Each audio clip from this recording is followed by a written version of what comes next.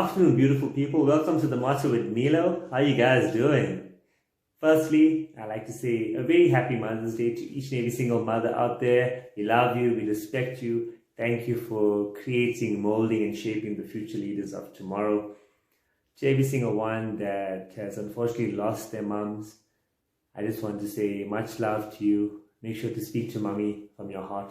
Send those messages of love, because that energy through love can never be stopped. And they're proud of you. Just know that. Guys, getting into episode 2, as a recap of episode 1, I just introduced myself, gave you a brief introduction of what I'm about, and where I stand in society, and how I love to see it change for the better. And just to elaborate on that, in episode 2, I like to speak about my purpose and how you can find yours.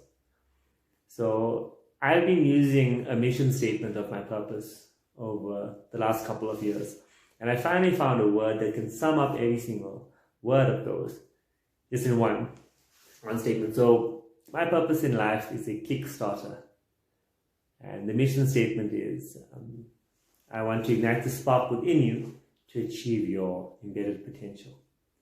And the reason why I chose Kickstarter is because I normally think about if your battery had to die in your car at the mall or wherever you are outside, and you're alone, and you normally ask the security guard or the car guard to help you kickstart your car, and off you go. So when I think about a Kickstarter, that's what I want to be in life. I want to nudge you in the right direction to ignite that spark, so that you can really have those epiphany moments and realize the aha moments and say that, you know what, my life can be so much better if I follow my passion, if I follow my true love for adding value to society. Because I truly believe in when you give pure service to society, that's when you're truly happy. Because as a human being, we are born to progress. And I'm sure you understand is that every time you wanted something and you did achieve it, you always want the next thing. It's always for the next thing. And I always encourage people to compete with yourself. No one else. Not society, not your peer groups, not your friends, but compete with yourself, your previous day self. And think about just being 1% better every single day. One of my greatest mentors, Kobe Bryant, said that at the age of 13, he decided to view his competitors in a certain way. Look at their strengths, look at their weaknesses. And he made a decision at 13, right? So he had 13. He made a decision to work on himself, not to have overnight success and beat them, but he decided that when they turn 18, he will be way ahead of them in terms of his skill and his performance. So, as a kid at 13, you think about that, right? In 5 years, you decide to work without any results until you're there. Because oftentimes, talent is confused with skill, and if you don't put in the hard yards, it gets lost along the way. And what I want you guys to realize about that is that when I'm a Kickstarter, I just want you to see that life's out there for you to live on your own terms.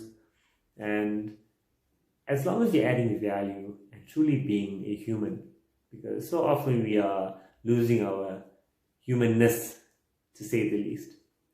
We are no longer making those calls. We are no longer having those face-to-face discussions. Everything's going through via text.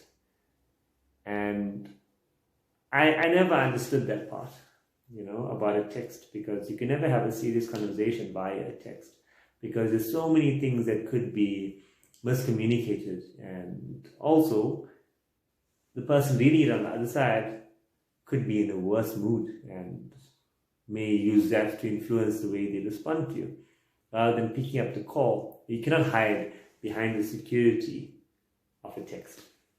Think about it. So with that being said, how do you find your true purpose? How do you find what makes you tick? What makes you happy? And the answer is in the question. What does make you happy? What truly makes you happy? Think about when there was a time that made you so happy, whether you played sports, whether you sang on stage, whether you danced, whether you taught someone something and helped them pass an exam. Think about those things, because those little moments of greatness ignite something within your heart and align your mind. And at that time, you don't even think about what's happening. You're just filled with immense joy, with such a profound energy that no one can explain it. One could say euphoria, ecstasy. That's the feeling. That's the feeling of purpose. And I want you to think about a really cool time that has made you feel that way. Because once you find your purpose, then you get clarity. You get clarity.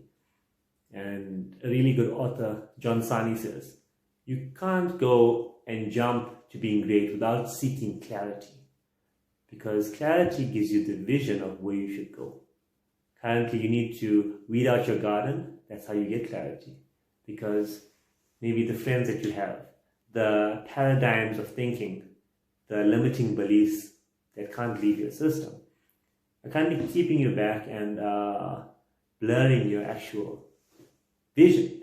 So you need to weed that out and be kind to yourself and actually forgive yourself in a way and say, you know what, whatever has happened in the past, I accept it, take accountability, and move on in a new way. So seek that clarity. The first thing you should do is look at your contact list, look at your address books, look at who do you speak to on a daily basis, and look at the value that they add in your life, look at the value that you add to their life. It could be an 80-20 rule, we may never know.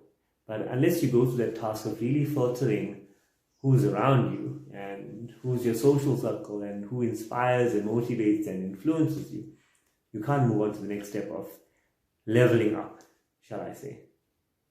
So think about it clearly and think about people who want the true intentions, who really have good, loving, caring attributes towards you, that want to see you succeed, want to see you grow, want to see you shine, because those people love you unconditionally, and so shall you in their life. So you need to own that and you decide what influences your life. Firstly, influences your thinking, and once you seek that clarity, then you can then make that decision. But remember, when you make that decision, keep this in mind. You are going to find the closest people to you that will be the naysayers. All I want you to do is keep that vision in mind. The late great author Neville Goddard, God bless his soul, once said, live from the end. And what does that mean? See yourself and keep on visioning that. As I wish you a blessed day ahead, thank you for the view. Please like and subscribe to DJC Money's page. Thank you so much and have a blessed day ahead.